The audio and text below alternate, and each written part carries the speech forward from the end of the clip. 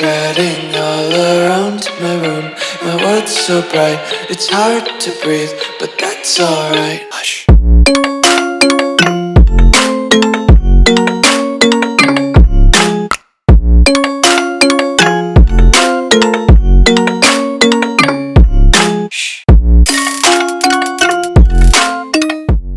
What's going on, guys? Welcome back to another video here on the World of Juice channel, and welcome back to another episode of the Hawaii Rainbow Warriors Dynasty here on NCAA, well, not NCAA, College Football 25. You think that as much as I played this game, I'd get it right. We are here, and there's some big news as we get deeper and deeper into season number 2 of Hawaii Dynasty. We have officially been ranked for the first time in the Dynasty.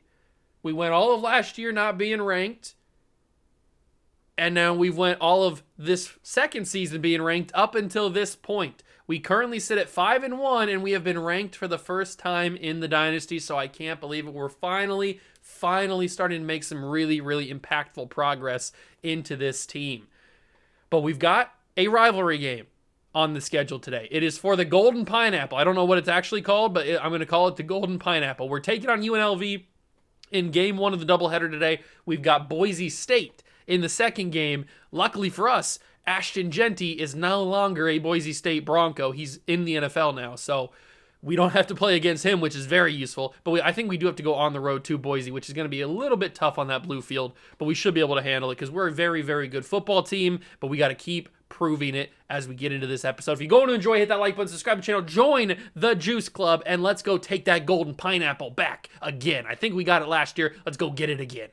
So here we are. It is week number 9 of the college football season. Not many more games left to go on the schedule. If we take a look at the schedule, our only loss of the season, unfortunately, is to Sam Houston, which I'm still not over yet. I'm still angry about that, but we'll get to that next year when we schedule him again.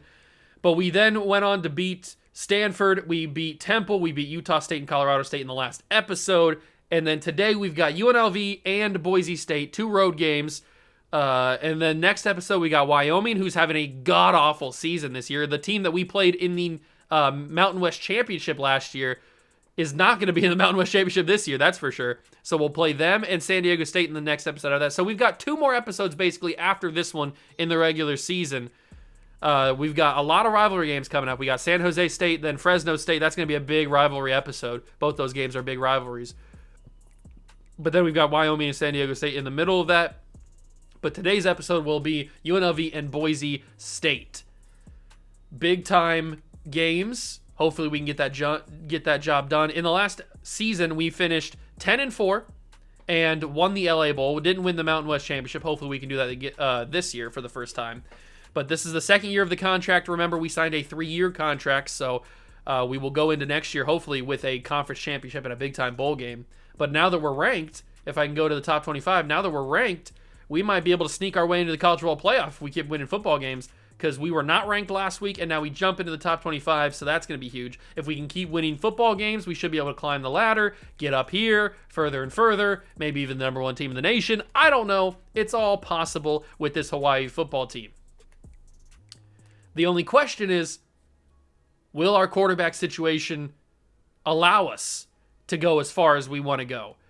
Because you know the story of this whole second season has been, what do we do at the quarterback position? Braden Shager graduated after year number 1, and we were stuck kind of without a plan, basically. We brought in the transfer from James Madison, Alonzo Barnett III, and he's been fine. He's been the majority starter this year. He's been okay. He's not the greatest quarterback in the world, but he's not the worst quarterback in the world. We also have Sago Politelli and Mike Alahado as well. So all 3 of these guys are not the answer. You know who might be the answer? It might be the 5-star quarterback that we brought in and got a commitment from last episode, Leo Van Dyke. He is a 5-star quarterback, the number 1 quarterback in the entire country and the number 2 player in the entire country. That's right. We got the number 2 player in the entire country to commit to Hawaii.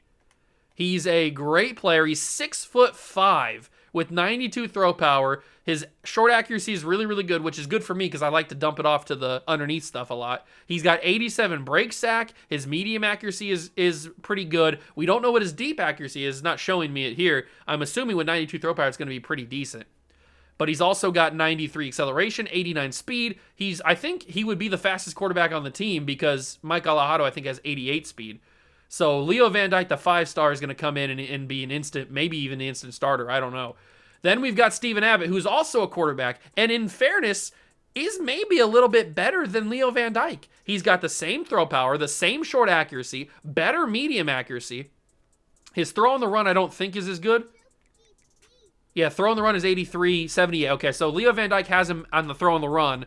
His awareness is lower. His under pressure stuff is lower, but he's faster by 1 speed at 90 speed. And then he's got 1 less acceleration. So they're very, very similar players at the quarterback spot. So we've brought in 2 really good quarterback options, and we might have found ourselves a quarterback, which is the whole goal of this series, is to find the next Timmy Chang or the next... what's his face? I forget. I'm blanking on his name right now. The other quarterback that was good here in the past.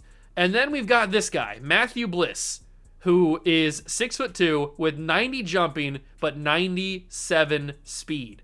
So once he gets on campus, he's going to pair alongside with Matthias Felix, and we are going to have a track meet. We also have Everett Chestnut, who is a great outside linebacker option. Alex Ibrahim will come in. We're trying to get Cole Falk to come to the team, but Utah is making a big push, and they've got him in on a week 10 visit. We've got him on a week 11. So if he doesn't commit to Utah at week 10, he's going to come to us at week 11. That's basically how that's going to go. We should be able to grab Greg Bradbury pretty soon. Same thing with Tobias Largent. Terrence Miller, we're going to have to put a little bit more focus on if we want to bring him in, because San Diego State is really starting to make a push. Sony Afamasaga is pretty much committed here. He should commit after this game, in fairness. Win or lose, really. Connor Cross, we're looking good on. Nick Marshall, we're looking good on. Caesar, we're looking good on. He's also coming in a week 11, but he might commit before that. Siaki Tuafele is looking pretty good right now. We lost out on Tyrese Pratt, but we managed to get a week 11 visit. So if we have a really, really good week 11 game, then maybe we can swing the tide on that one. Trent Choice is pretty much ready to commit. George Otis is going to commit. We're really looking good on tight end. We might not need all these tight ends. We might have to encourage some transfers and maybe switch some positions around, but we needed to focus on tight end. We're looking pretty good on those guys. Alani Yo is basically going to commit probably next or this after this game against UNLV. Jason Loeffler, another wide receiver commitment, is looking pretty good as well. He's got 92 speed, so another really, really solid wide receiver option. He's the He's the number 9 player in the state of Kansas, so he's looking pretty good there. Then we've got Matthew Loper, who is a bust player, but he's still very, very good. Or at least he's good enough to bring to the team. Brian Boyette is looking good. We're looking good on really a lot of these guys. And Keelan Streeter is another big-time commitment that I really want to get. And he's got 91 speed, 91 excel. He could be the next Cam Barfield, basically, with that kind of movement. And 89 change of direction. He looks pretty good. So I definitely want to get him, and it looks like nobody's really going after him. Ohio State kind of is in there, but they're not. We have way of bigger advantage on them. Dylan Pelshak is looking pretty good. Clint Lanier, Tyler Bullitt, we're looking really good. We've made the battle on Devon Coxey. We're trying to get it on him. We may be made a little bit too late of a push. I don't know, but we're trying. Oregon State's battling. Brian Christmas, we're looking good on for a kicker because we do need a kicker. And then we have jumped into the race for a couple of these guys, but we don't have enough hours to really make an impact on them, so we'll have to wait and see. Hopefully some of these guys that are pretty much committed already will actually commit, and then we will get those hours back and be able to utilize them in other places. But it's time for a rivalry. UNLV versus Hawaii. I'm pretty sure we won this trophy last year. I'm not 100% sure, but I think we beat them last year. So let's go and do it again.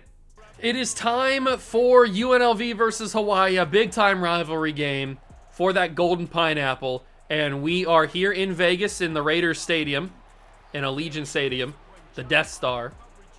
And here comes Alonzo Barnett. It's the Island Showdown, that's right. So the last meeting we did win, 35-28. We got the win. So we need to go 2-0, basically, against UNLV. And I think we can, because we got to get behind our number 1 running back and the number 1 player on this team, literally the number 1 player on this team in terms of overall, Landon Sims. If we get behind him and we let him cook, we win football games. That's basically our offense. You let Landon Sims run the ball, and he usually runs it very well, especially because this offensive line has done a really, really good job in recent games to be able to block enough time to give him the chance to get like 6 or 7 yards a carry. He's been really, really solid for us. He gets another one there, especially when we're on the road in a hostile environment. It's really nice to have a running back like Landon Sims and even Cam Barfield who you can trust to move the football down the field and not have to worry about the squiggly lines or anything like that. Because look at this. Landon Sims just took a 6-yard run when he really shouldn't have. Now, he is very, very injured already. He's already a medium injury on his wear and tear. But that's why we toss in the little bit of lightning like Cam Barfield. You got the thunder and lightning type of duo. I'm going to be very sad when Landon Sims graduates this year, at the end of this year, because he is a senior. Hopefully Cam will come back for his senior year. He is only a junior redshirt. He hasn't had a good enough season, I don't think, to warrant going to the NFL, so I don't think we have to worry about that. I do think we have to worry about a transfer, but we shouldn't have to worry about that either, really. If I can get this in, that's going to be intercepted. I don't even know what happened on that one. I'm not even quite sure what happened. I need to see the replay of that. Why on earth did he stop? I don't even know. That might be Alonzo's fault. I don't even know if that is. Like, that was the simple, that's the go-to route. Like, that's a route that we run every single game. Why did he mess it up this time? So basically, he's fighting the entire time. So he's already in trouble. It's Ashlock, by the way, who's leading the team in receiving yards by a large margin. He's fighting the whole way. He wins initially, and this is when I decide to throw it to him because he's wide open now. So I hit him. The ball is, I guess, thrown behind him? I don't even know. Whatever it is, he stops. Now, I did have to throw it a little bit closer towards this direction because this middle linebacker, he was going to intercept it if I would have thrown it in this direction. So I had to throw it a little bit. Maybe that's the reason why he stops. But he allows the DB to just completely take the route. So I don't know if I messed that up or if it was just Alonzo being not great. I don't know what that was, really. But it ends up, whatever it was, it ends up being a turnover, and UNLV has great starting field position and the momentum. So we need to, and this is why we run the football and not pass the football, really. So we need to step up on defense. Our defense has been really, really good the past couple episodes. We've gotten a lot of turnovers. We've gotten a few sacks. Claiborne's been good. Tariq Jones has been good. Jalen Smith has been good. We've had a really good D-line presence the past couple episodes. So we need to continue to do that. And we need to force either a field goal or some sort of turnover here. I'm assuming they're going to run this on 3rd and 6. And they will pass it. Okay. But they shouldn't have. I really wish he wouldn't have got that off because that could have been a really nice sack. But we hold to a field goal attempt. But what do college kickers do? This is a deep field goal for a college kicker. And it's on the right hash. Maybe he misses it. It does go through barely. It does squeak to the left a little bit to get in. So UNLV leads 3-0 after the turnover. It's not the end of the world because it's only 3-0. I wish that it wouldn't have happened because of an interception. But that's the way our offense kind of rolls sometimes, isn't it? And now that UNLV crowd's going to be even louder because they got the lead now. So we're going to have to hand this ball off to Landon Sims. We're going to have to really rely on Sims and Barfield because Sims is probably going to take a little bit of wear and tear. So we got to really rely on Landon Sims to push this ball down the field. And we got to rely on this offensive line to block for Landon, and they're able to do it. Man, if Landon Sims was just a little bit faster, man, he'd be the best running back of all time if he was just a little bit faster. But Cam Barfield is a little bit faster, but he doesn't have the break tackle that Landon Sims does. But look at these blocks. Matthias Felix, Ashlock, dropping in some really good blocks down the field, allowing for Barfield to get way more yards than he probably should have. And we will hand the ball back to Landon Sims, the GOAT, and he will carry himself to the 38-yard line. We'll go back to the inside zone run. I could have thrown a little Texas route here, a little angle route. But I want to try the run game again because Landon will fall forward for the first down. He's already got 8 carries for 51 yards. We are running him into the ground. But I think it's time to call a passing play. We've gone running play exclusive. So I think it's time to call a passing play. And it's going to be out of the reach of Perry. Alex Perry just couldn't get it. And it ends up being 2nd down and 10. Oh, Alonza, you need to be better than that, man. You need to hit those throws. Landon Sims again. And look at that, man. He's just so good. 3rd and 2 makes it such a manageable 3rd down. And we'll go back to that slant route. It didn't work the first time, but this time I might look at Cam Barfield out of the backfield. And he's not open. Okay. So I have nothing, and I take a massive sack. That is an unbelievable sack I just took right there. The complete wrong thing to do. Pushes us completely out of field goal range. But Matthias Felix is the GOAT. Matthias Felix is the GOAT. That's why you throw the football on 4th down, because you have Matthias Felix. Oof. He bailed me out there. I took a massive sack that I should not have taken. Barfield, nice carry for Cam. And we're going to run some hurry up here with Cam. Keep him in the game. Give Landon Sims a little bit of a breather. Another handoff to Cam. He should be able to get the edge. Cut it back inside. Cam! Touchdown, Hawaii! Cam Barfield. He hates Mondays and loves lasagna. Big touchdown. Huge. And we will take our lead 7-3. It should be 14-0, or 14-3, I guess. But it is instead 7-3. That's a big offensive drive, and that's a big throw from Barnett to hit Matthias Felix in stride and allow him to get that 1st down. Because if that doesn't happen, this game is completely different, because we turn it over to UNLV with great field position, and we'd be in trouble. But now our defense needs to play good. We held on to a field goal, even when they had great field position, so now they have to start from normal field position, so maybe our defense can step up. Maybe the defense can step up. Did Deion Washington get hurt, or is he out there? He is out there. Okay, I thought I remembered seeing Deion get hurt, but maybe that was just for the game or something. Thank God he's out here, because he's the best run stopper in all of the college football this year. That's a big play from Meyer. It is 3rd and 11. We need some pressure from the outside, either Jalen Smith or Tariq Jones. It's not going to happen from either. It's middle of the field. It's a big-time 1st down. We can't allow that. We had 4 white jerseys right there. How does nobody make a play on that? I know we're in a zone, but you got to be able to read the quarterback's eyes. Anticipate the throw. We can do it. Tariq Jones almost got there that time. Evan Johnson. I think Evan Johnson leads the team in tackles this year, and that's understandable. He's playing sub linebacker as a free safety, so it makes sense. Under a minute to go 1st quarter. It's 2nd down and 4 for UNLV. The quarterback's going to roll. He's going to fire it away. Throw it out of bounds. Okay, 3rd down and 4 situation. I don't really like a zone play here. I might go cover 1. Switch it up a little bit. They're going to run it. Oh, no, it's a play action sack. Tariq Jones. I thought it was a run for sure. But it's Tariq Jones off the edge. The senior from Louisiana gets the sack on the quarterback and forces the punt. That's a massive, massive change. Getting the sack there is huge. It turns the momentum fully in our favor.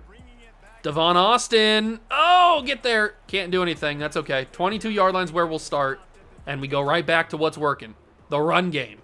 Landon Sims, Cam Barfield, the 1-2 punch. Thunder and lightning. Hand it off to him. Vanilla and chocolate. It's a great combination. It's a match made in heaven. We are ending the 1st quarter, probably on this play, actually. There's the snap. Oh, Landon, get away. Okay, gets the 1st down. The defensive lineman got there really, really early in the backfield. And I'm not going to snap this in the 1st quarter. We're going to wait for the next snap to be the 2nd quarter. We will lead 7-3 head into the 2nd quarter. Big rivalry game. Remember, this is... I mean, every game matters at this point. Every game usually matters, but every game matters now because we are ranked. Like, we're in the national eye. Everybody's keeping an eye on us now because we are ranked. So we held UNLV to -4 rushing yards, probably because that huge sack is why we held them to -4 rushing yards, because in college football, rushing yards are counted with sacks too. So we will start the 2nd quarter with Landon Sims on 1st down. Hand the ball to him. Great blocks, Landon Sims. I mean, the blocking is just impeccable right now. I haven't seen this good a blocking in forever from this Hawaii team. We're out of control. I know it's against a slightly inferior opponent in UNLV, but still, I mean, we've had really good blocking all season, to be fair, except for that Sam Houston game, but we don't talk about that. I'm going to run this post drag again. This is the go-to play. This is one of my favorite plays to run in this playbook, and the last time I ran it, I threw a pick. But this time I won't at least throw a pick. It'll at least be a catch. 3rd down and 2. At least it's a manageable 3rd down situation for us. It could be a halfback direct. This might be a little bit of a Landon Sims direct snap. Although they're bringing those guys in the gap there. Direct snap, Landon Sims. He's going to get it. Good job, Landon. And that time I was ready for the direct snap. Usually I'm not ready for it, but I was ready this time. And Sims will take a breather. Cam Barfield will step onto the field to replace. And look at the direction. Cam Barfield, baby. He was going to get blown up in the backfield for a loss of $1 million, but he was able to get away with his elusiveness. This Hawaii team's so fun, man. I love this team. And it's only going to get better when we bring in that 5-star running back, or quarterback, I mean, Landon Sims. He's trash-talking the UNLV player, but he's injured on the play. Oh, no. Our GOAT, our king, is hurt. Hopefully it's not game-ending or anything, or too severe. Luckily, we have Cam Barfield, and then we have Tylen Hines, too, so it's not like we're hurting at running back. Bruce Sternum, which means concussion in EA Sports logic, or in EA Sports code, it means concussion. So, Bruce Sternum, done for the day, is Landon Sims. So we cannot rely on the GOAT, but we have the mini GOAT, baby GOAT, Cam Barfield. He's got ice in the veins, and he scores another touchdown. That was a almost exclusively run-heavy drive there. We did throw the one pass to Ashlock, but we are doing what we do best, and that is running the football. But now Cam Barfield's the guy for this game. Landon Sims, we've been working him too much. It's probably best for his health in overall in life for him to take a little bit of a game off here. So it'll be up to Barfield and Tylen Hines, the combination of the two, to be able to get us through the rest of this game. But if the defense plays like they played in the last drive, the offense won't have to worry. They're going to hand off to the running back, and Tate will be there to bring him down after a gain of 2. I think the running back screwed up. He probably could have had a lot more yards out of that, but he might have got bumped by his own player, his own lineman. 2nd down and 8 from the 22 for UNLV. The snap, the fake to the running back. The quarterback's got it. It's right there, intercepted. It's Elijah Palmer, who's had a killer season. Can he get the pick 6? He breaks the tackle. Elijah Palmer, pick 6. 41-yard to the house. Elijah Palmer's had an All-American type of season. And he takes it, the junior from Nevada, right here in Nevada against, so it's a homecoming for, I didn't even put that together, it's a homecoming for Elijah Palmer. And he gets a pick 6, and probably in front of friends and family. What a game this has been. And what a season Elijah Palmer's had. He's had a really good year. Him and Fabian Ross have been 2 unbelievable DBs for us. Really, really good. Way better than Cam Stone was last year, that's for sure. Anytime I can diss Cam Stone, I'll take it.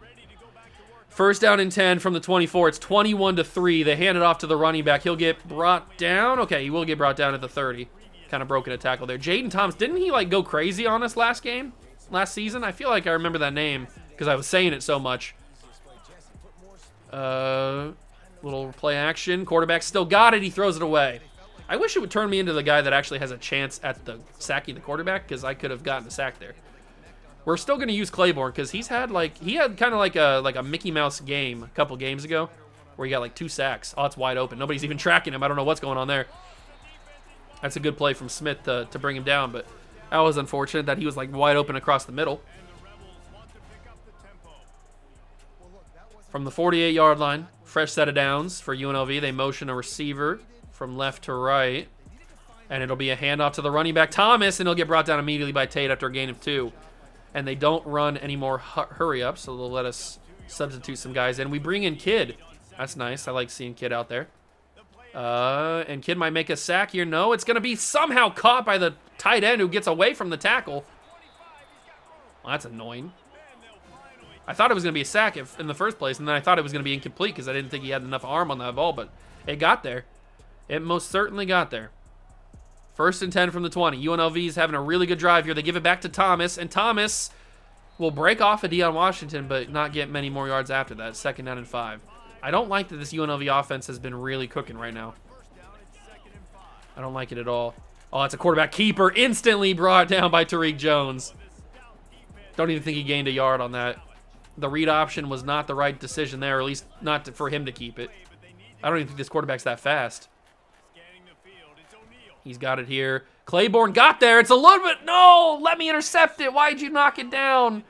Peter Manuma, you've had such a good year this year. You got to pick that off. All right, this is a little bit more. It's still a crazy angle to drill, but it should be good enough, and it is. It's right down the middle, actually. So the UNLV kicker makes it 21-6. Oh, we could have picked that off, and it wouldn't have been any points. But Peter Manuma swatted it instead of letting me pick it off. Whatever. We're still leading big. I might want to ease up on the run game now that we have an injury to Landon Sims. Because now, if Barfield gets hurt, then we're really in a pickle. That's going to be almost a one-play interception. I thought throwing the fade would be a little bit better if we went early, and it was not. Don't throw the fade early. Throw it, let it build a little bit. Our offense just doesn't work when we pass. At least not as effectively. I do see him here. I was just waiting to set my feet. That is Matthias Felix, because of course it is. He's such a stud, and Barnett actually got it there. I saw him open the whole time. I was just waiting to create some free space. Let's see. Who do we go with this football? We step up and run with Alonzo Barnett. He's not the fastest guy in the world, but he's able to get the job done when he needs to. Big first down on the ground by Alonzo Barnett. He does have to get rid of those negative yards because of that ugly sack that I took. So it helps that he gets some yards there. Felix, please separate. Matthias Felix, no, the ball wasn't good enough. It's a touchdown, maybe, if the ball is better. But because Barnett was getting hit when he threw, he couldn't get it. He couldn't step into it. Still was a good play, but it could have been a lot better. And that's another one of Felix. I feel like I'm forcing it to Felix a little bit too much, but, I mean, he's so good. I love him.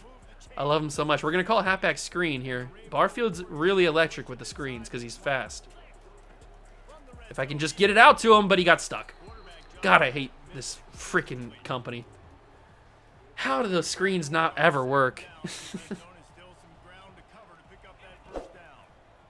We're going to fire that into Felix. Dropped off his hands. He was covered pretty well the entire time, so I'm not super upset that he dropped it there. It's kind of understandable. But, I mean, 3rd and 10, we got to get a touchdown here if we want to put these boys away. I see Felix. Can I hit him here? It's a good enough, not a good enough throw. I probably should have thrown him a lot earlier. 26 yards. We might as well take our points. Oh, this is ugly, though. Can I hit this? There's no wind because we're inside a dome. I might miss this. I don't like hitting these field goals so much. Oh, I feel like I'm going to miss this. Oh, I got it. Yes. 24-6. It's not the touchdown that I was looking for, but still points, especially in a big, close to blowout type of game that this has been. I feel comfortable adding the 3 because then we negate the 3 that they had, so it's basically the same score that it was, at least the same deficit that it was. So I'm happy with that. And we will try to be better on defense because we were getting shredded there. We were getting shredded there on defense. That's a horrible decision, and Evan Johnson shuts it down. Why would they go out of the backfield with Evan Johnson lurking? I don't know. It's a loss of 3 and a minute to go and only 1 timeout. I don't know what UNLV's got planned. They will throw it middle of the field, brought down. No timeout called. They'll let the clock roll a little bit. 3rd and 3. Do I dial up a blitz? Probably not. Let's just let it roll with the same play. Let it ride. Let it roll. And Tariq Jones end the game, or end the half. He does. Actually, you know what? I'm calling a timeout here. I'm going to make them punt the ball back to me. Tariq Jones with the sack. I'm going to be sad when he leaves, too, this year.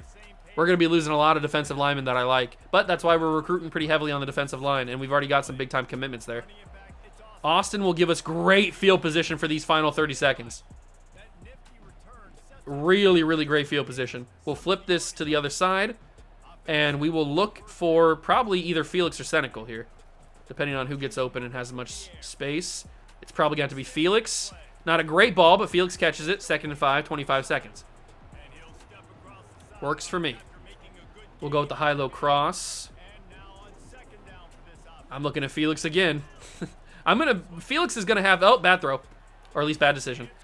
Felix is going to have, like, the franchise record, or Dynasty record for most catches in a career, because I just keep throwing him the football. I'm actually going to send Ashlock deep. He's really good at the deep ball. So I'm going to send him deep and then get hit on the throat, because of course I am. 4th and 5, 15 seconds left. They want us to go for it. Senecal's running the drag. Got to hit Senecal here. Senecal, turn up the field. Senecal with a big one. Call our final timeout. That's a huge catch from Senecal. And now that means we have to go to the end zone or go out of bounds.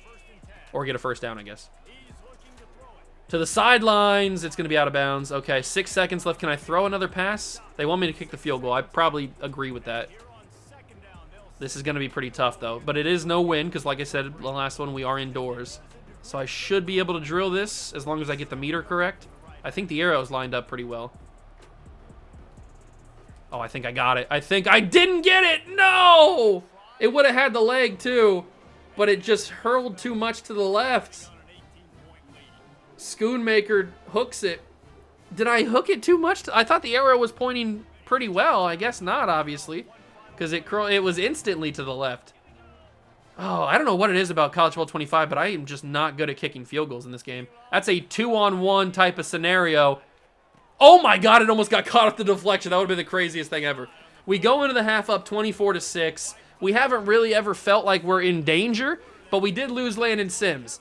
So I think what's going to happen in this second half is we're going to turn shoot clock on and we're just going to hammer it away with Cam Barfield / Tylen Hines and get out of here. We start the second half with UNLV having possession first, because we had the possession to start the game. So they will hand it off to their running back, Thomas, and he will get brought down by a combination of Tate and I think Manuma there.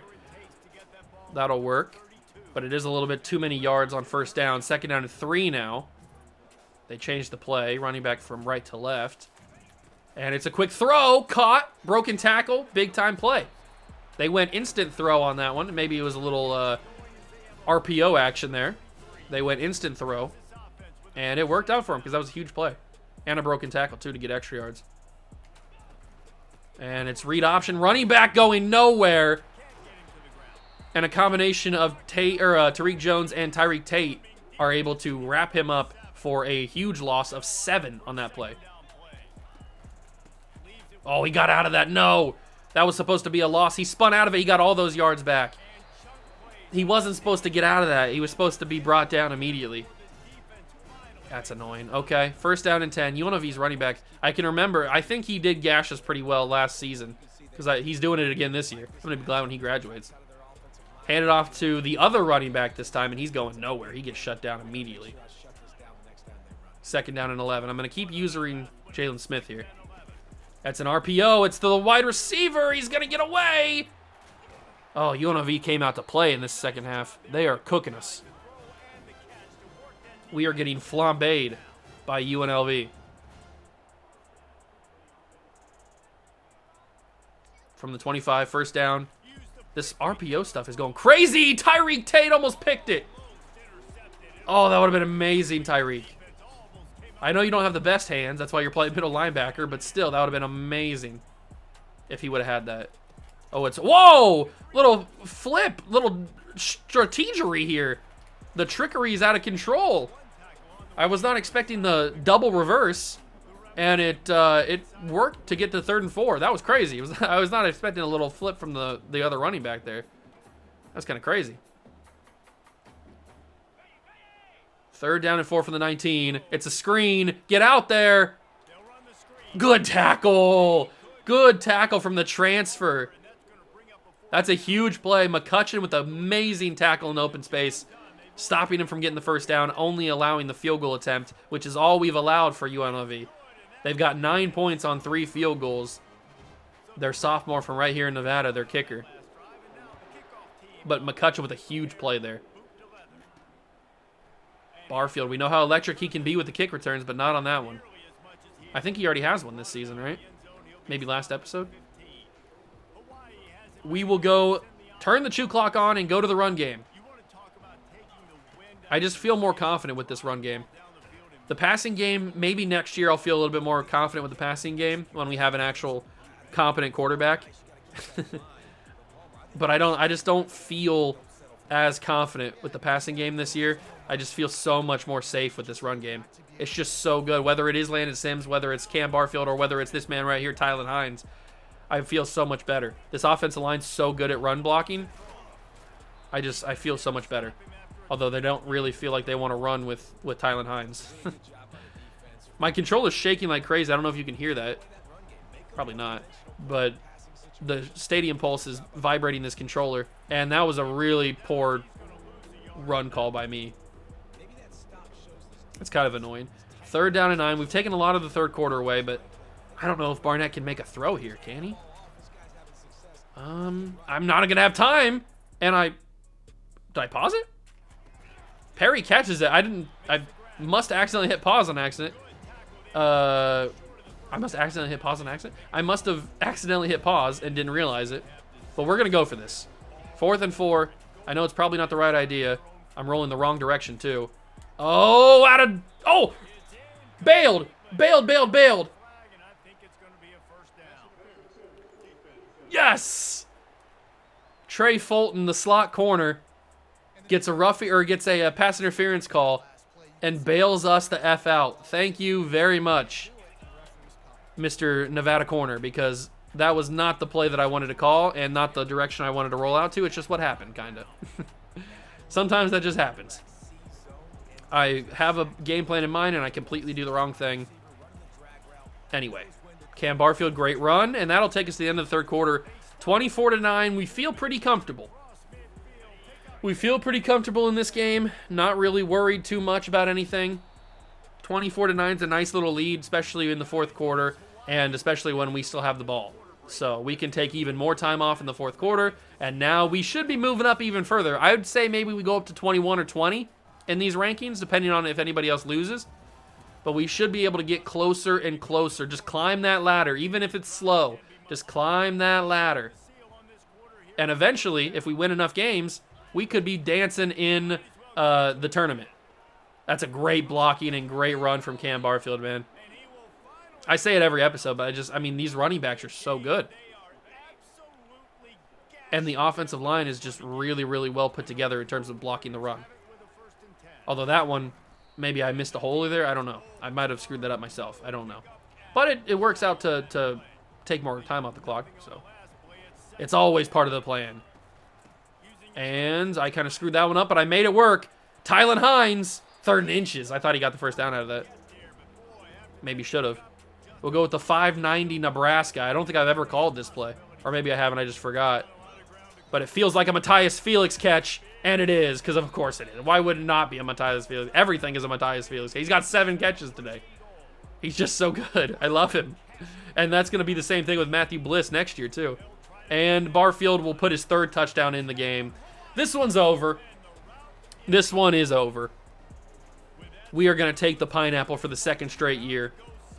31-9, and we get to go and play Boise State. It's not like we even get to relax with like a bye week or something next week. We've got ourselves Boise State, but because we're blowing out now, it's not. We don't have anybody on campus, obviously, because we're on the road for this game.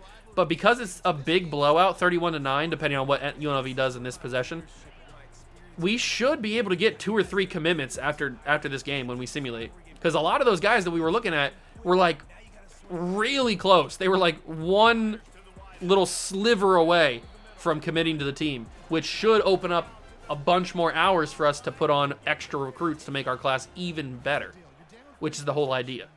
So we will try that. Jalen Smith almost got the sack, but the quarterback gets it away just barely. The senior from Cali. Almost had it. Almost had it. 2nd and 10 from the 38-yard line. They'll snap it. They'll throw it quickly. Manuma was right there. 3rd and 5. 3rd and 5 for the UNLV Rebels. What do they got?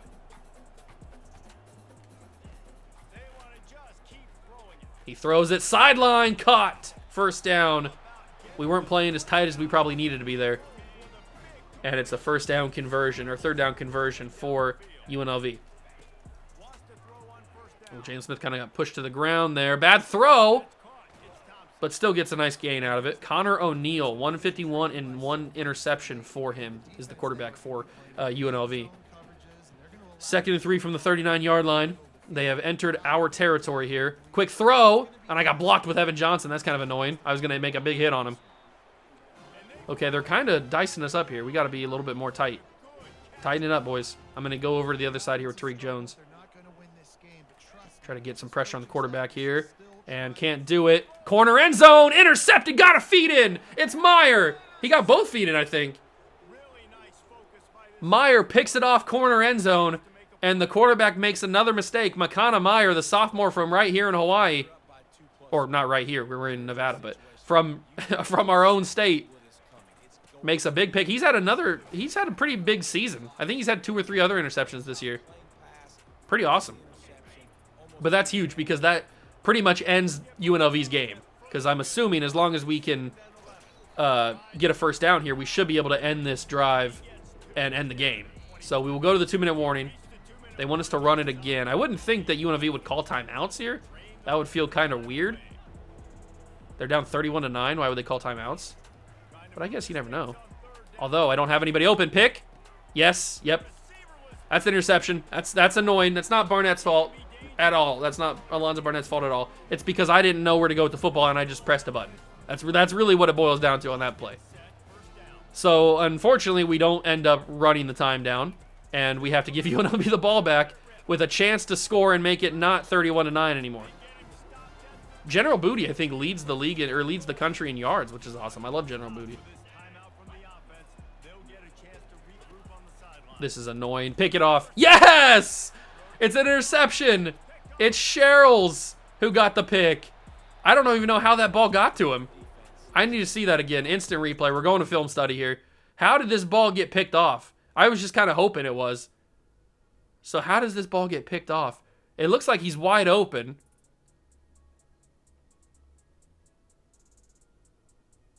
It goes through his hands? And it ends up in Sherrills' hands. Oh, I would be so mad. I would be so mad if this happened to me. Watch this in real time. I don't know if you can see it because I was kind of zoomed in and it kind of went pretty fast. Watch this. It goes through his hands. How did that happen? It's through his fingers right now. No wonder it goes through his hands. That's a touchdown that goes through his hands right into the hands of Sherrills. Unbelievable. I would be so mad. So mad. You'd see a legendary crash out from me if that would have happened to me. Oh my God, that would have been... Oh, I would have been so angry. I'm not even joking. I would have been... Oh, something would have broke. Something would have been broken if that would have happened to me. That is a crazy just glitch, I guess, is all you can say about it. I don't even know what to call it. EA screw up, I guess, is what you call it. But that kind of encompasses the entire game as a whole. Or the entire company, I guess. Cam Barfield gets another carry. He feels kind of slow. I think that the wear and tear is getting to him. But he shouldn't have to run it anymore because we will win 31-9, 6-1 on the season, keeping our national ranking, which is important if we want to play in the college football playoffs here. And we get a rivalry win. So that's 2 in a row. That is 2 in a row against UNLV. Obviously, we won last year. And it was really the run game that got it done. Landon Sims before he got hurt, and then Barfield/Hines. There were a couple ugly interceptions, but they might have been my fault. Certainly the last one, the one I threw to the tight end that got picked off, that was certainly my fault. But Barfield had a killer day. 3 touchdowns over 140 yards, and he was the backup. Killer day. Hopefully that leads to some commitments because they saw how good we are, and they're like, yeah, I want to come join that. I want to come play. I want to come play for Coach Juice. Give me the rub, Coach Juice. Give me the NFL. We go to halfway up to level 16, and if we move on here and get some recruits, please. Is it going to pop up for me? Greg Bradbury, the center from California, 3-star, has committed. Caesar, the middle linebacker from Austin, Texas, has committed. Alani Yo, the 3-star right outside linebacker from right here in Hawaii, is committed, so we keep him local. So we get 3 commitments. That can free up a lot more hours. We get some more XP. We're also first on everybody else's board as well. except for Tyrese Pratt. No! He just straight up committed to Charlotte without even taking a visit to either Charlotte or us. Oh, that's annoying. That's really annoying. I hate that. So Tyrese Pratt's out the door. He's going to Charlotte. Tariq Jones ends up getting Mountain West Defensive Player of the Week. And Cam Barfield gets Mountain West Offense. He might even get National. No National. But he does get a pretty good Mountain West thing. And we actually went down to number 24. So we were number 23. We win the game and we go down. Oh, that's annoying. Okay. But we get some more recruits added to the board. Oh my God, we need this. We need this bad. So Cole Falk is on campus at Utah this game against Boise State this week. He's on campus for Utah. But then next episode he comes to us. So if he doesn't commit to Utah after this game, then we have a good shot at getting him. But Greg Bradbury has joined the class, so welcome him in. We also have, not Tuafeli, but he's close, Caesar. Really only went to get him because his name is Caesar, but he still could be a good player. I didn't even scout him, though. I literally only went for him because his name was Caesar. So he might actually surprise us and be really, really good. Who knows? But Tyrese Pratt, unfortunately, does he have a deal breaker? What kind of class do we have, by the way? The Mountain West, we are the number one team in the conference because we have the only 5-star, and we probably will only ever have the only one 5-star. But we're actually top 25. We're number 21 ranked in the nation, which is huge. But if we go to the prospect list and we go to the guard position, we should be able to find out what his deal breaker is and if we want to take him off or not. Where is Tyrese Pratt? Do I have to go to any state, maybe? Actually, what position is he? He's a guard, right? Yeah, he's a left guard. So we should be able to find him. I guess we could just go to... Oh, we can't actually go to specific guard positions. Tyrese Pratt should be here. Tyrese Pratt, where are you? Did I pass you? I don't see him on here. He's a 3-star, so we just go by that, maybe? Tyrese Pratt. Where are you? Tyrese Pratt. How far down is he? I just want to see what his deal breaker was, in case we need to take him off the board. There he is. All right, so his deal breaker, can I not see it? Oh, here we go. Here, wait, what? Oh, no, that was a different person. So I can't see his deal breaker. We're just going to get rid of him off the board. Too much hassle.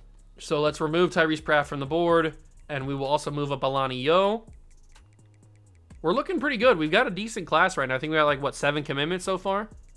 Decent class, and we're looking pretty good on a lot of these guys. And what I was hoping for was now we have some good hours. We have 120 hours. Devon Coxey, we don't know anything about because I haven't scouted him, but we are making some progress on Oregon State. So if I add maybe 10 more hours to him, maybe that'll keep us in the race for him. Nobody's really going after Brian Christmas, so we're good there. I probably should scout him a little bit to find out if he's even worth it. But it's going to take a lot of hours. One more. I'm not going to be able to find out if he's good or not. I can't spend those hours on him. It's not smart. Andres Khalil, we're looking good at because now he has liked us. So we'll put 10 hours on him to keep that going. Alex Rome, he's the JUCO sophomore. We'll put 10 hours on him.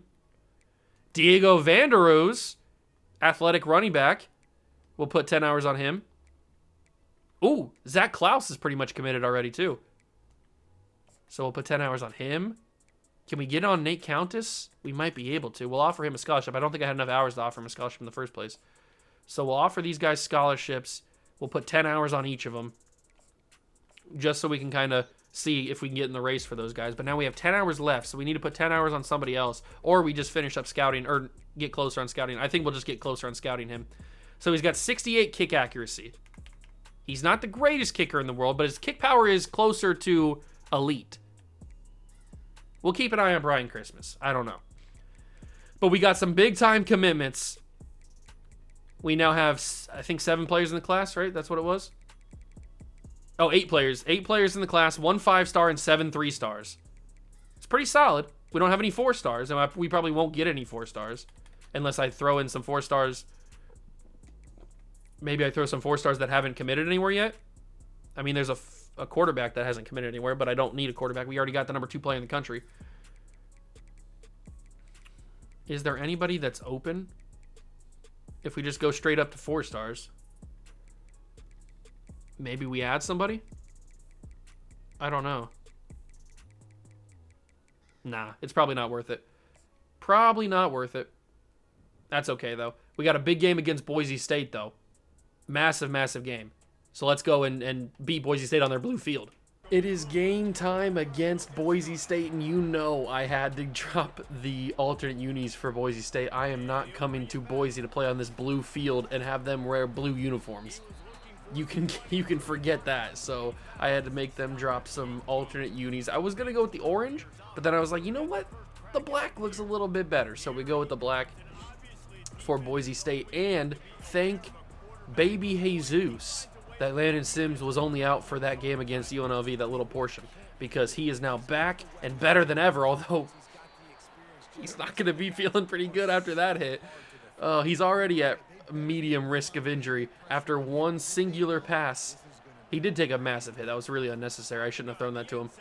But it is what it is. As Cam Barfield, the MVP of last game against UNLV in our big rivalry game, he gets that carry, and we're going to have to rely on him and Tylan Hines pretty heavily again today, I think. Even with Sims probably not being actually injured, he has a very high chance of getting injured again. So if we can just do the exact same thing, then we will be good to go against Boise State. We won't have to worry too much as Barfield gets a huge carry. I probably could have taken that for a touchdown, actually, if I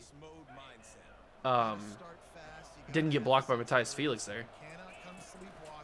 It's kind of annoying. Although I think I can fit this in there, and yes, I can. Ashlock with a nice one. Good job, Ashlock. Big time play. Big time play. I don't really want to have to pass here, but I mean, if it means moving the football a couple of yards and saving our running backs a few reps, then I guess we'll have to. And 3 yards is not that bad. I mean, 3 yards is fine for a passing play, but I just don't feel confident. Like I talked about in the game against UNLV, I just don't feel confident throwing the football with any of the quarterbacks, really. It doesn't matter that it's Alonzo Barnett throwing it. I just don't feel confident with any of them, because I just feel like I can't throw it where it needs to go, or where I want it to go, I guess I should say. But we're on 3rd and 7. We're going to have to throw it, and that's going to be Ashlock. He turns up the field for a huge first down. Big catch from Ashlock. He's really stepped into that #1 receiver role, and he's done a really, really good job this year. Really, really good job. And Barfield, talking about stepping into the #1 role, Barfield is doing a fantastic job as the #1 running back, because I think Landon Sims is taking an extended break. And it's well-deserved, if we're being honest. It's a well-deserved break. I kind of want to just turn Chew Clock on in the first quarter and just score like 1 touchdown and get out of here, but that's not going to be the case, at least not right now. I am going to get this to Felix, and he got a hospital ball, but he's able to hold on because he's a GOAT. He's an actual GOAT. He holds on for a nice catch. 2nd down and goal. Cut it back inside. Barfield almost got in there. That's the 1. To the 1-yard line. 3rd and goal. We got to run this, right? I mean, that's the obvious choice.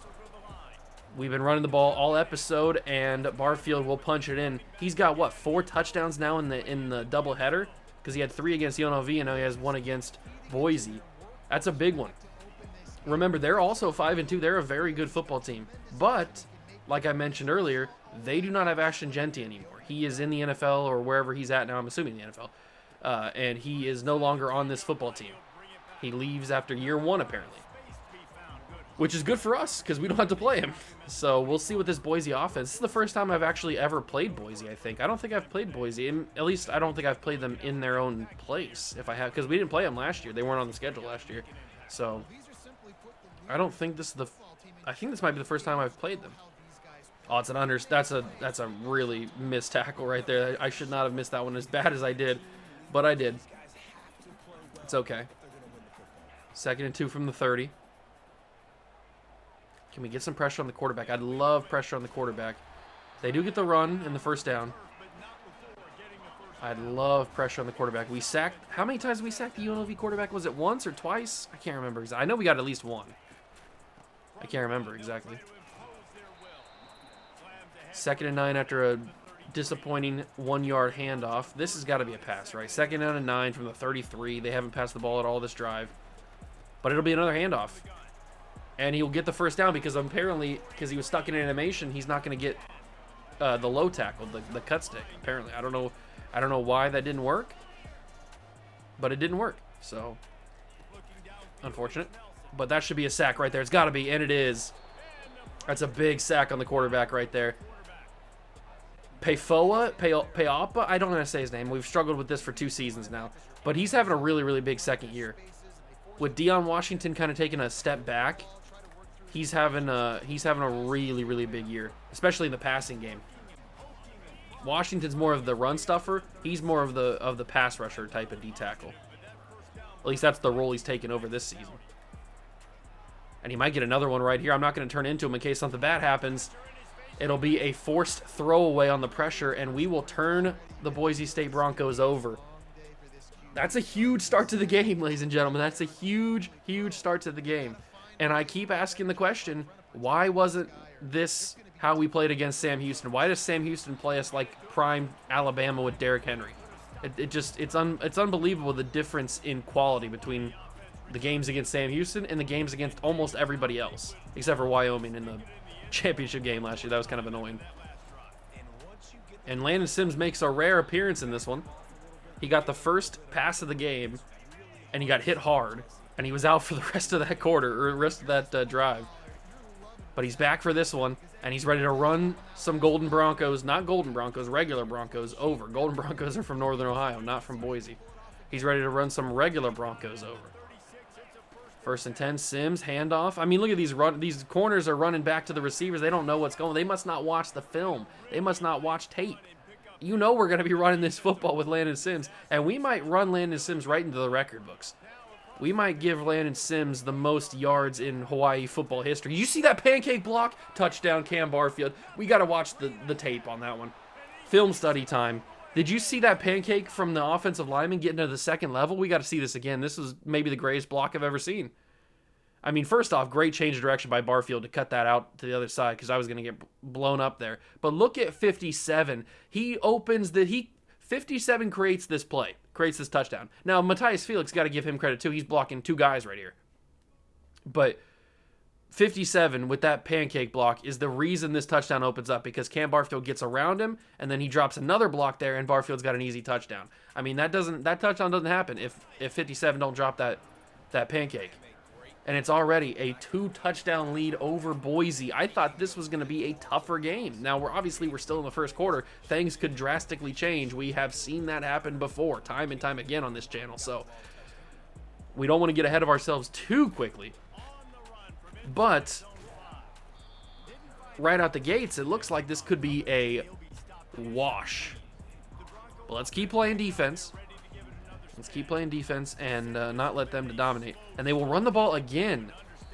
Have they passed it? I don't think they passed it on that first drive, and they continue not to pass it. Are they allergic to passing the football? What's happening here? Are we going to play like a military school defense or a military school offense? And that is a pass. I think the only time they actually did pass it was when he threw it away on that play to avoid the sack. That time he can avoid the sack. That is a sack. It's 3rd and 18. The pass rush is out of control against Boise. Oh, there's a wide open receiver. You got to be kidding me. Our guys just got confused. I don't know if they didn't know who they were covering or what was happening there, but that was a great corner route to the sideline, and he was wide open by like 3 or 4, maybe even 5 yards. That's kind of annoying. As I was just trashing their passing game for not doing anything, they hit me with a huge play. That's usually how it works, isn't it? That's Johnson, Evan Johnson with a big-time safety sack. Technically a safety sack, even though he's playing sub-linebacker.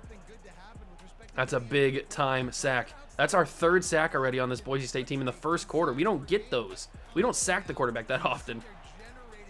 But, of course, their running back gets all those yards back on a crazy run where he didn't even really have that good of blocking. He just kind of got stuck by his own guys and forced me to miss. 3rd and 5. No run game this time. Middle of the field. Doesn't need the run game because it's a wide-open tight end. Oh, it's Malachi Nelson still back there. I kind of forgot he was the Boise State quarterback, if we're being honest. And he will have the final play of the quarter. 14-0, but Boise State is driving down the field in a scary fashion. James Dunbar has, or actually James, what is this name? Jambres Dubar? I thought it was James Dunbar, and I was completely wrong. I apologize. I was not familiar with your game, son. He's been dominating me, but he's got nothing on whatever our running back's name is. I'm all flustered by the running back's name. 2nd down and 9. Please get another sack. I'd love it, but it's going to be actually a huge play. How he was able to get wide open like that, the world may never know. We got to throw some blitzes in here. We got to get Tate into the middle. Blow it up. Tyreek Tate. He blows it up in the backfield. Tackle for loss. The big sophomore from right here in Hawaii. Well, we're in Boise. You get what I mean. 2nd down and goal. We blow up another play. It's going to be a pass. Malachi Nelson throws it right to a check down in the middle of the field, and it's going to be knocked incomplete. I don't know what the decision-making was there. Maybe he didn't see our guy behind him. I think it was Evan Johnson back there. 3rd and goal from the 8. If we could hold to a field goal, I'd love it. Get some pressure on the quarterback, Malachi. He's going to throw it back in the end zone. He completely sold it. He completely sold that play. There had to have been somebody open there. And we will, in fact, hold to a field goal.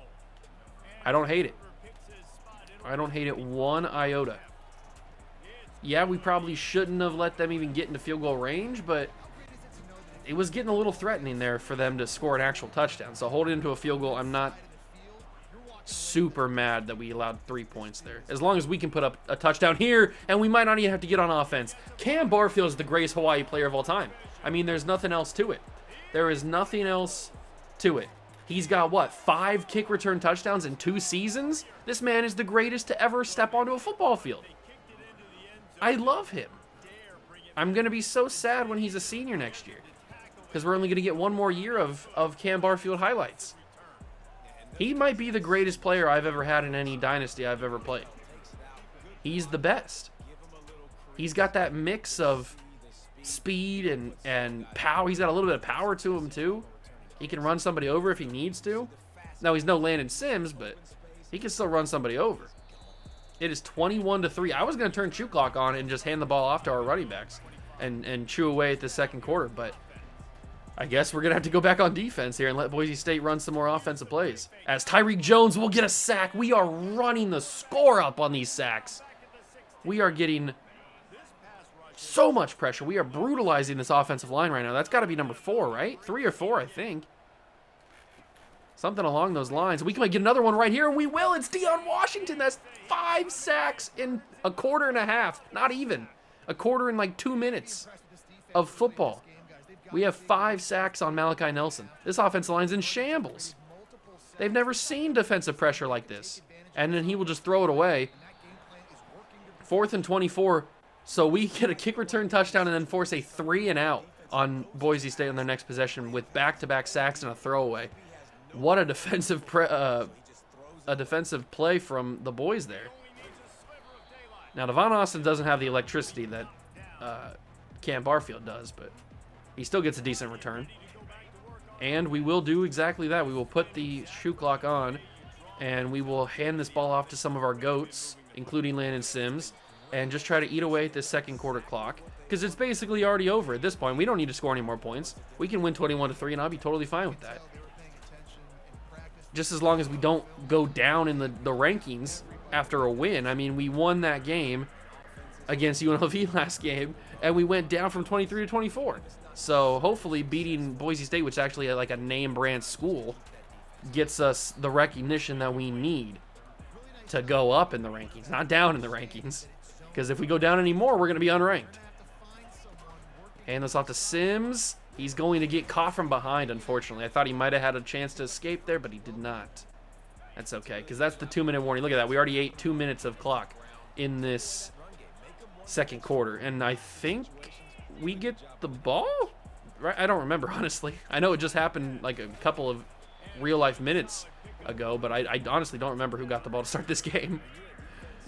And it looks like I'm going to go Senecal underneath here across the middle. It's just the most likely option, most open option, and he will turn up the field for a 1st down, keep the drive going, and pretty much ice this quarter away, I would think. I will turn shoe clock off after this play if Landon Sims can get open on the screen, and of course he can because he's Landon Sims. He breaks another tackle. This is my GOAT. This is my king. It's a touchdown. Landon Sims on a screen pass. When's the last time I've ever said touchdown screen pass? I don't know if I've ever said it. That's my GOAT. That's my king. That's my lover boy. Landon Sims. I mean, we might as well put them in the Hawaii Hall of Fame. They're certainly in the World of Juice Hall of Fame. Channel Hall of Fame. I mean, these two guys are the greatest. They're the greatest to ever step onto a football field. Landon Sims and Cam Barfield. I've never had players better in college. I've had better NFL players, obviously. It's 28-3.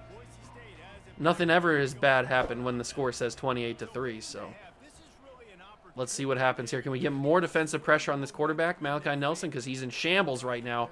That's a crazy throw and a crazier catch. The fact that that was in the air for so long, I know if I throw that, it's incomplete. Let's not even have him throw the football anymore. Let's just get another sack on him, and we will. It'll be Jalen Smith. Sack number 6 for this Hawaii defensive line. We are eating him for dinner. Not even for lunch. This is a 4-course dinner meal. That's a wild catch. And it's a touchdown. I cannot believe. No, it's not. It's not a touchdown. Probably should have been. Oh, actually, it's the half. Perfect. So we didn't allow him to score. The fact that he was able to get open out of that traffic is crazy. Malachi Nelson, 2,000. So he just passed 2,000 yards. They're celebrating him passing 2,000 yards this season as they're down 28-3. Yeah, congratulations, you jabroni. So we start the third quarter on defense, and you know what? I'm fine with that because I want to see how many more sacks we can get on Malachi Nelson. We might set a team record in this game. We got 6 in the first half. That's definitely a record in the series, at least, for most sacks. Maybe even in a game for us. I can't remember the last time we got 6 sacks in an entire game, let alone a first half. So see if we can do anything else in the second half here, add to it.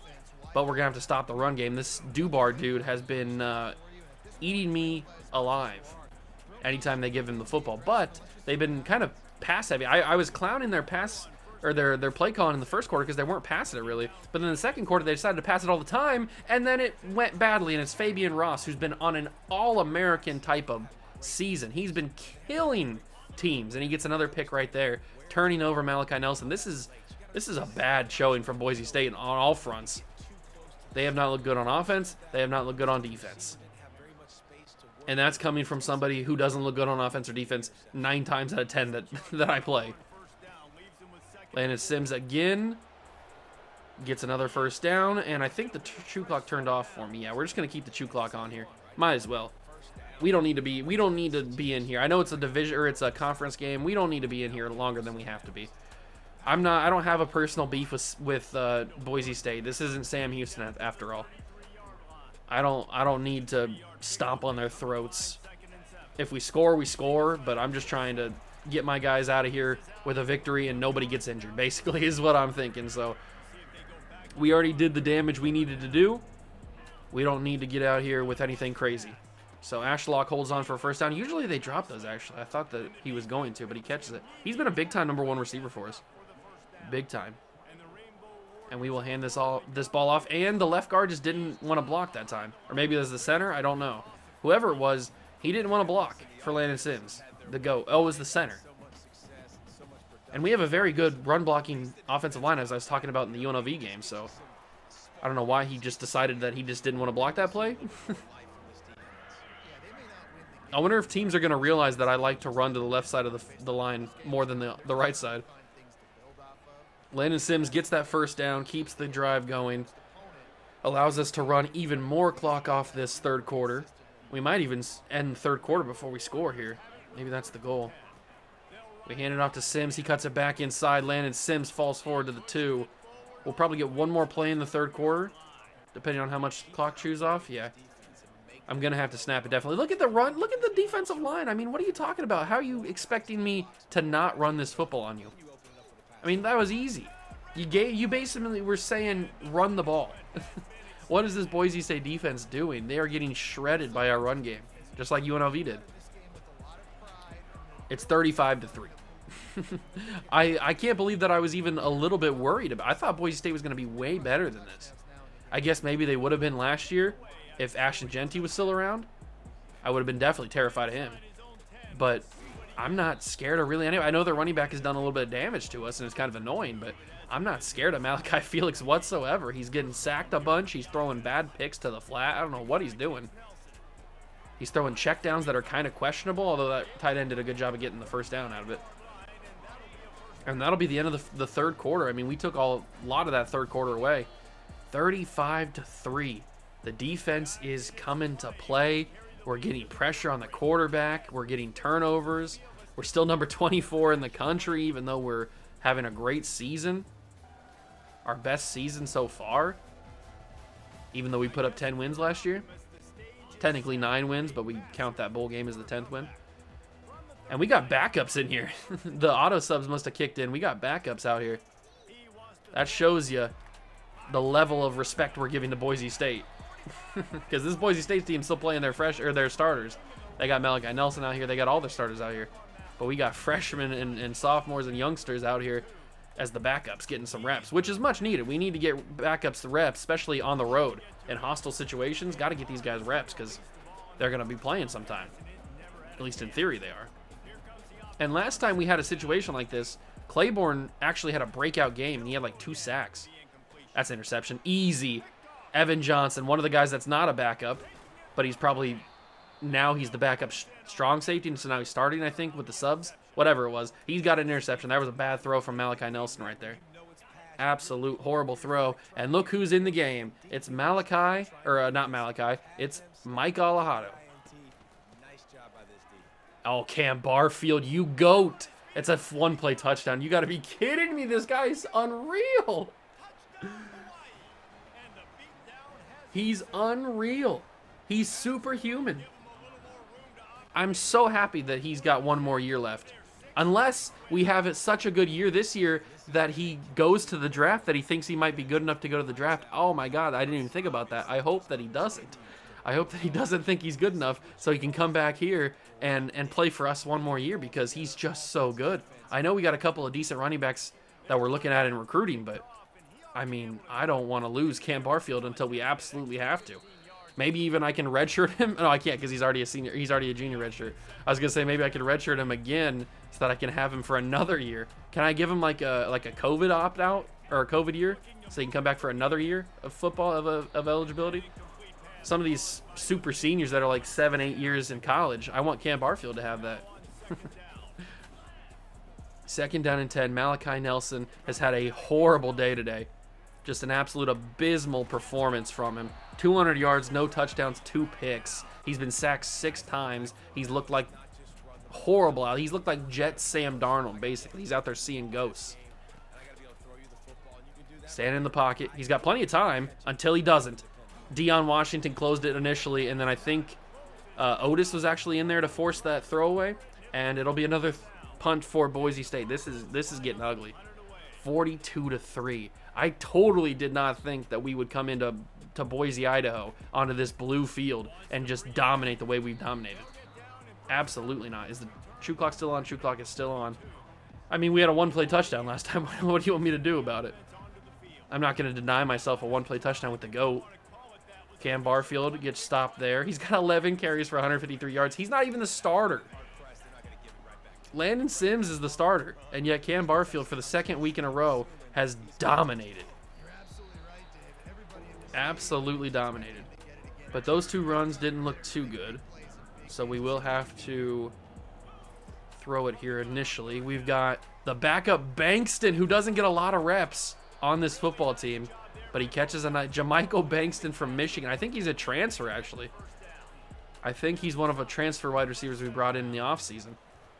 Doesn't get a lot of usage, but he gets one there. I didn't know there was a tackle battle. That's my bad. I might have been able to win that one. 100. Did I say 163 yards for Barfield today? Insane. He's going to keep adding. And it feels like, you know what's weird about Cam Barfield? It never feels like he gets wear and tear. Like Landon Sims, we can feel that wear and tear every single time he runs the football. But with Barfield, it feels like, at least for most of the game, it feels like he never really gets affected by wear and tear. Sometimes at the end of the game, you can feel a little bit how he's a little bit slower than he used to be, like at the beginning of the game. But for the most part, he never really, I never really feel the wear and tear on him. It's kind of strange. Because he still feels pretty fast right now, even. That you could have shown me that clip and taken the clock out of it, and I would have thought that's a first quarter run. And look at the burst. That's a touchdown. Look at Cam Barfield go, man. He's goated. He's the greatest. He's literally the greatest. We might run him into the Heisman. He did the Heisman pose right on cue. We might run this man right into Heisman contention as a backup.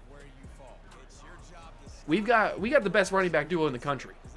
Forget about Quinshon Judkins and Trevion Henderson. We got the best running back duo in the country right here in Hawaii.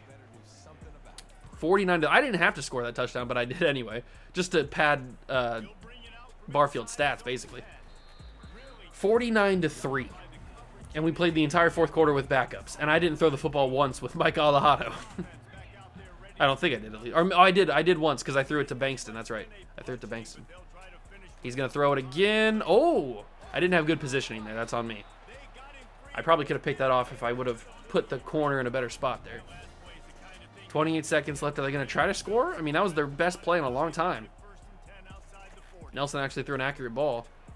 And that's going to be caught again. Okay, and oops. That should not have been a touchdown, but I didn't realize that I was the safety. So I dove, trying to tackle him, obviously, and I was the safety, so he dove the opposite way, and it kind of took away the tackle. So another example of not turning into the right guy for some reason. I don't know why they turned me into the safety when he's 15 yards away from the play. But whatever. It is what it is. We just have to rely on RNG with the change into the right player. It's kind of annoying. And we will have one play.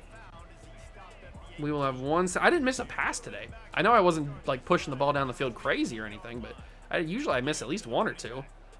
And that'll be the final play of the game. We come into Boise, Idaho, and beat them. Technically, it was 49-3, but they get that garbage time touchdown, 49-10. Crazy game against a brand name team. Boise State is a brand name, and we put up 14 on them every single quarter except for the third. Domination from that man right there, Cam Barfield. What a stud! Why are you tapping the head of the quarterback? He didn't do anything. He threw one pass. 209 yards and 5 touchdowns for a backup is absolutely like crazy. You'd think that he was the starter, or you'd think that Landon Sims had an even crazier day. He had, not only did he have 5 touchdowns, he also had a kick return touchdown too. This dude is unbelievable. He's literally the greatest player I've ever seen. Literally. I've never seen a player better than him. And I've seen a lot of football. Never seen a player better than him. That gets us even closer to level 16, which is nice. We'll get a couple extra skill points from that. And hopefully we get some more recruits. We got some recruits after the UNLV game. Maybe we get even more commitments after this big blowout. Now, obviously, it wasn't a visit week, but we do get Tobias Largent, the 3-star right tackle from Wayne, New Jersey. Jason Loeffler, now he is a bust, but he's a fast wide receiver, which is always nice. I can always use a fast wide receiver. No, he's not the bust. He's the gem. Oh, that's even better. I thought he was the bust. I know we have a bust. Oh, we have an A+. Did I say A+? Oh, no, just an A. We are the 15th best team in the country in terms of top schools. That's amazing. We're first on all these guys as well, but we get the gem wide receiver. So I thought Loeffler was the guy that had the bust. Tariq Jones gets Mountain West Defensive Player of the Game. Obviously, Barfield's going to be both Offensive Player of the Week for the Mountain West and for National. That was pretty obvious. But now we have Wyoming, who did win some games. They were winless when we started this episode. But we've become undeniable. The committee finally raised us up. Thank you. We're number 19 in the country now. We get some more commitments, including... Oh my God, he didn't commit. He did not commit to Utah in Week 10. He comes to Hawaii in the next episode. We have to blow out Wyoming. We have to blow out Wyoming. If we don't blow out Wyoming, oh my God. He's got a complimentary visit with Caesar, but Caesar already committed. But it's still counting as a complimentary visit. We need to have a blowout against Wyoming. They're horrible. We just blew out a good 5-win Boise State team. If we can get a blowout against Wyoming, who's a bad football team, we can win this commitment. The fact that he didn't commit to Utah after his visit is huge for us. Raymond's going to commit. Tobias Largent joins the class. We're close on a lot of other commitments. We have 90 hours, which is nice. And Jason Loeffler is one of the guys that has the other guy that committed. Where's the bus that I was? Here he is, Matthew Loper. This is who I was thinking of. That's who I was thinking of. But Loeffler comes to the team. He's another wide receiver adding to the class, and he has pretty good speed, right? 92 speed? Yeah, 92 speed for Loeffler. So we bring in a 92 speed wide receiver who is 5'11", so he's a nice little slot guy. And we also have the 97 speed, 6'2" Matthew Bliss to pair alongside Matthias Felix, who could be having the ball thrown to him by the 5-star Leo Van Dyke or the 3-star gem Stephen Abbott. So the recruiting class is really coming together. We've now jumped to the number 20 team in the country in terms of recruiting classes. We have 1 5-star and 9 3-stars. We're not done yet, obviously. But we are one of a very few select teams who have a 5-star, so that's nice. And we are obviously number 1 in the Mountain West by a bullet. I mean, look at these. None of these teams are even going after 4-stars. Yeah, I think after Season 3, depending on what happens here in Season 2, after Season 3, we might be moving conferences because I think we might be a little bit too good for the Mountain West. But I'm getting a little ahead of myself. I don't want to go too crazy. But this Cole Falk commitment is going to be massive. He's going to be a nice 4-star, our first 4-star of the class, because all we have is 3 stars and then a 5-star. So that'd be kind of crazy. But we are trying to go after some of these other guys down at the bottom here. I did only put 10 points on them, and we do get into the race for Diego Vanderos and Zach Kloss, unless we already did that. I can't remember exactly. But Nate Countess, we do have enough hours to actually put a little bit of scouting on you. He's got 89 speed. I'm not big on 89 speed corners, especially that are 5'11". I might maybe dial back a little bit on him. And we find a bust in Emmett Saylor. Salyer? I don't know how to say his name. But nobody's really going after him. I think we might be able to make a little bit of a push for him. Because he doesn't look bad. He doesn't have bad stuff. I might dial back on Countess. He's 5'11". He's 89 speed. He's not the best player. 74 man coverage. 61 zone. Yeah, he's a slot corner. I don't know if Nate Countess is really the guy for me. So I'm gonna pull him off the board, actually. And we might just go after, maybe look for some other corners. Some guys that are a little bit better. So any state, who's left? Top corners in the class. Everybody's got us either locked out or committed already. But there is Zach Meary, but he's already basically going to go to App State, so there's no really reason to go after him. Finau Veo, 6'1" slot guy. We'll take a look at him. He could be good. And then you've got Jamie De Silva, who's a 5'10" slot guy. You've got Oscar Marrero. And there's Nate Countess. Larry Scipio. We already took a look at Larry Scipio, I think. Jimmy Biggums. Okay. And then we've got DJ Gideon. I remember looking at DJ Gideon. I don't think I liked him. That's why he's not on our board anymore. Mitchell Madden, 6'3" at corner. We got to take a look at him.